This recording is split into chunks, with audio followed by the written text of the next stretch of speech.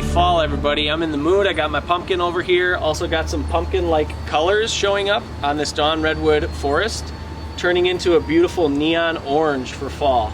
Just love this time of year. It's my favorite season when you get to see the trees change. I do a lot of pruning in my deciduous trees this time of year. Nothing really bigger than maybe your pointer finger would I be cutting at this time of year, but it's a good time because you've still got vascular productivity. With the trees losing their leaves, as far as deciduous goes, they can still kind of heal over those cuts or start to close them off before winter comes. And really a rewarding time of the year to look at what the progress has been on your trees. You know, as those leaves come off, you start to see, what did that, that wiring I did early in the year actually turn into? How's that wound healing up? I planted 3 Herbert azaleas, super hardy, beautiful pink flowers, when I first got this house 12 years ago into the ground. And we are still looking at moving. It'll happen someday. And when we do move, I was like, man, I gotta take one of those azaleas with me because the trunks have thickened up so much, and try and turn one of them into a bonsai. So I chose the one that I thought had the best base, and it was this one. I think it might actually be 2 trees that have fused together over time. But one way or another creates a beautiful, powerful base on this azalea, and I think has potential for a cool tree long term. Obviously, the goal is to reduce the canopy as much as possible over time to get it believable. It's way too leggy right now.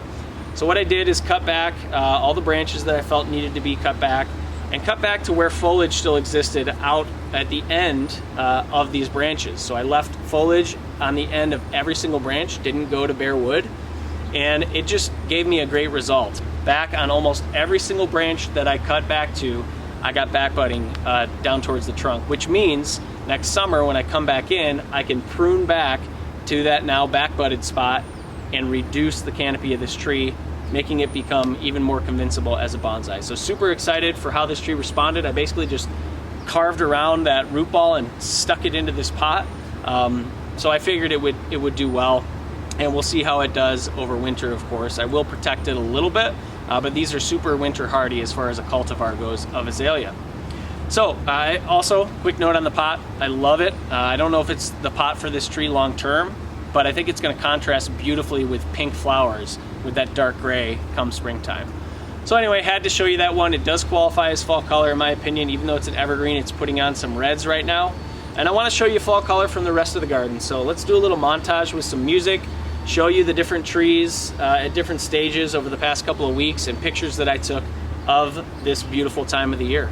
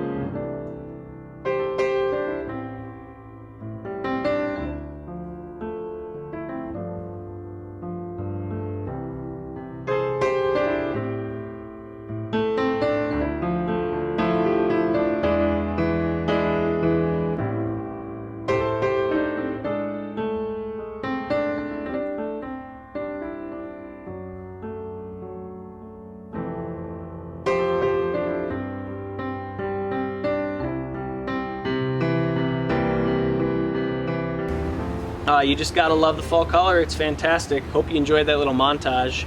I think I've showed you this one before. This is an American Larch that I picked up this spring from the All-State Bonsai Show. It's just starting to turn its beautiful yellow for the fall.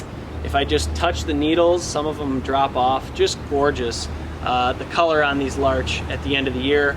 This one was collected by Matt at Michigan Yamadori. He's got some of the best trees around. Back in 2014, he collected this tree. And as I mentioned, I bought it this spring from him, so I'm hoping to continue to refine this thing. I think it's got several more years to go before it's really the real deal. But I did actually put this in a show this fall. My first time showing a tree. I helped run our local West Michigan Bonsai Club show, and it was a fun experience. We basically had a member pull out last minute, so we had to put a couple more trees in, and I said, hey, why not? Let's toss this in. it was a fun experience mossing this up, getting it ready for the show. I didn't have a stand for this tree. I threw an accent plant in with it that was collected from a bog with some larch that I grabbed a few years ago. That it wasn't really in the right size pot either, but it kind of worked. And even though it's not fully refined, I think it was still a good experience and fun to actually participate in the show. And helping run that was fantastic as well. So if you haven't gotten involved in a local bonsai club, if you have one nearby, highly recommend it.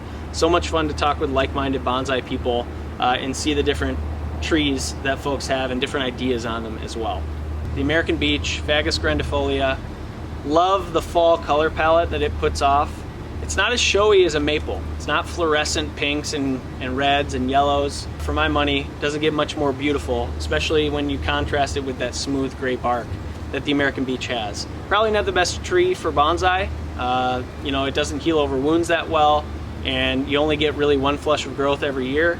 But as far as a native tree, it's probably my favorite.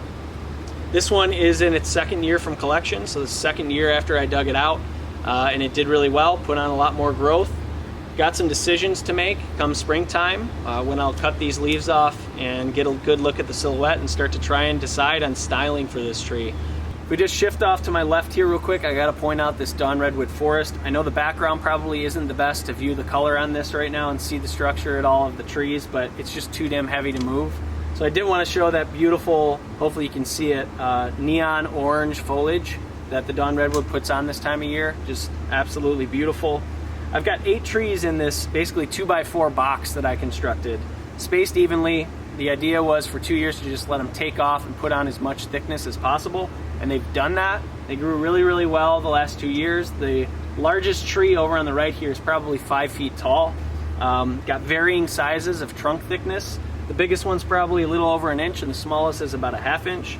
And then I've got 4 or 5 other seedlings and one other chunky dawn redwood that I'm finally going to combine next spring into the final forest arrangement. So they've done their job as far as thickening up. Now I'll need to take them back significantly, trying to respect the size of the trunk, right? The thickest trunk will be the tallest tree, and the thinnest trunk should be the shortest tree. Well, let's wrap it up with a Thuja. Technically doesn't fit the category of fall color, but there are orange needles that the tree chooses to drop at the end of each season. So there's a little bit of fall color, maybe it almost counts. I wanted to show you this Thuja because I was planning on putting out a styling video. Ended up getting a little bit of assistance with Mauro Stemberger, Bonsai Dream on Instagram, fantastic, world-renowned artist. He helped me confirm basically the ideas that I had for styling this tree, and I executed on some of them with wire and guy wires in place to get some of the branches moved. But I didn't really get all of the way there as far as styling this tree. You can tell the apex is really, really crowded right now and needs a lot of reduction and styling to be done. So instead of putting out that kind of halfway there video, I'm going to complete the styling on this tree in the spring and repot it, and I'll record all of that, mash that all together into one big styling video for this Thuja. Hopefully you enjoyed the fall update video. Let me know what feedback you have as always. Always appreciate you watching. Like and subscribe because there's definitely more to come. And have a great rest of your fall, everybody.